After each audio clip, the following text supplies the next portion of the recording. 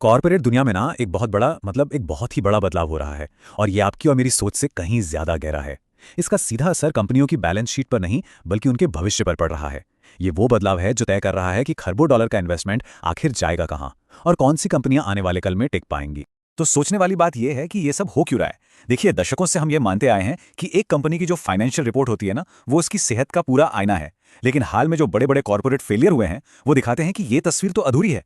असली जोखिम, असली खतरा अभी नंबरों के बीच कहीं छिपा हुआ है। और इसी अधूरी तस्वीर को पूरा करने के लिए इन्वेस्टर्स अब एक नए तरह की डेटा का इस्तेमाल कर रहे हैं। हम बात कर रहे हैं ईएसजी की, यानी एनवायरमेंटल, सोशल और गवर्नेंस से जुड़े मैट्रिक्स की। खरबों डॉलर की पूंजी अब उन कंपनियों की तरफ जारी है जो इन पैमानों पर खरी उतरती हैं। समझिए, ये कॉर्पोरेट दुनिया को परखने का एक बिल्कुल नया दौर शुरू हो चुका है। तो इस पूरे विश्लेषण में हम इन्हीं छिपे हुए मैट्रिक्स की परतें खोलेंगे। हम देखेंगे कि ये पैराडाइम शिफ्ट आखिर है क्या, ग्लोबल लेवल पे क्या स्टैंडर्ड्स बन रहे हैं, भारत में सेबी का बीएसआर कोर क्या रोल प्ले कर रहा है, ये कंपनियों की पूरी वैल्यू चेन को कैसे बदल रहा है, और सबसे जरूरी, इसका सीधा सीधा फाइनेंशियल असर क्या है। चलिए इसमें गहराई से उतरते हैं। तो चलिए शुरू करते हैं पहले चैप्टर से, सोच में बदलाव। यह समझना बहुत जरूरी है कि हम इस मोड़ तक पहुंचे कैसे। एक जमाना था जब कॉर्पोरेट जिम्मेदारी बस एक अच्छी मार्केटिंग स्ट्रैटेजी मानी जाती थी, लेकिन अब यह एक अनिवार्य नियम बन चुका है। आइए देखते हैं कि यह बदलाव कैसे और क्यों हुआ।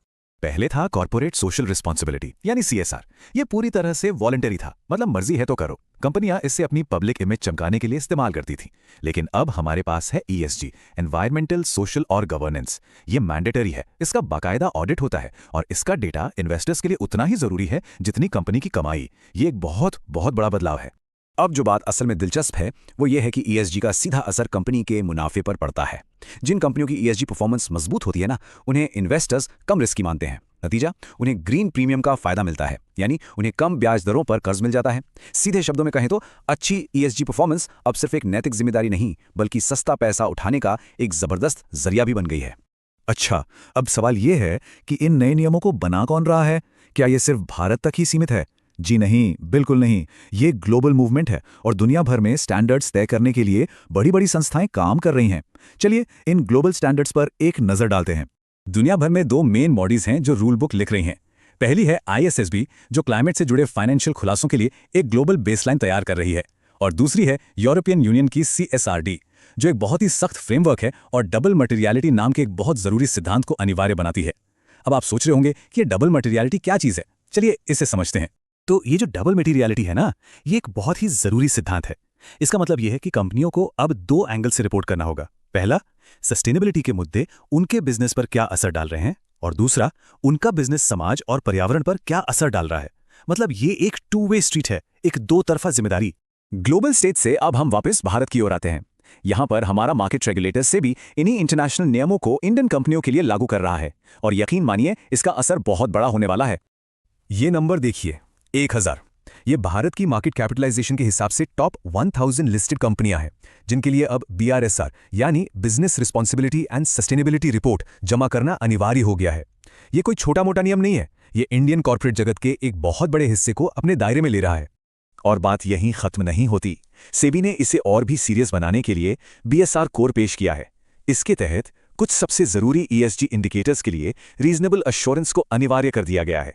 इसका मतलब है कि इन आंकड़ों की जांच उतनी ही गहराई और सख्ती से होगी जितनी किसी कंपनी के फाइनेंशियल ऑडिट की होती है। यानी अब इन मामलों में कोई भी कंपनी हेरफेर नहीं कर सकती।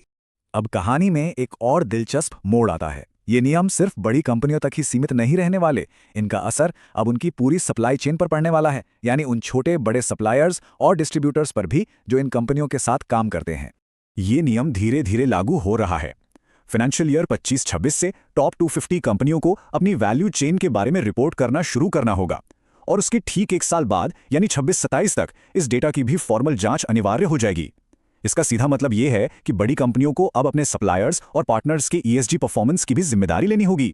और अब हम आते हैं सबसे जरूरी हिस्से पर, जहां सारी बातें आकर जुड़ जाती हैं, फाइनेंशियल इंपैक्ट। क्योंकि दिन के आखिर में हर नियम, हर रिपोर्ट का एक ही मकसद होता है, पैसे के जोखिम और मुनाफे का सही सही अंदाजा लगाना। ये स्लाइड समझिए पूरी कहानी का निचोड़ है। पारंपरिक फाइनेंशियल रिपोर्ट्स एक कंपनी के रियर व्यू मिरर की तरह हैं।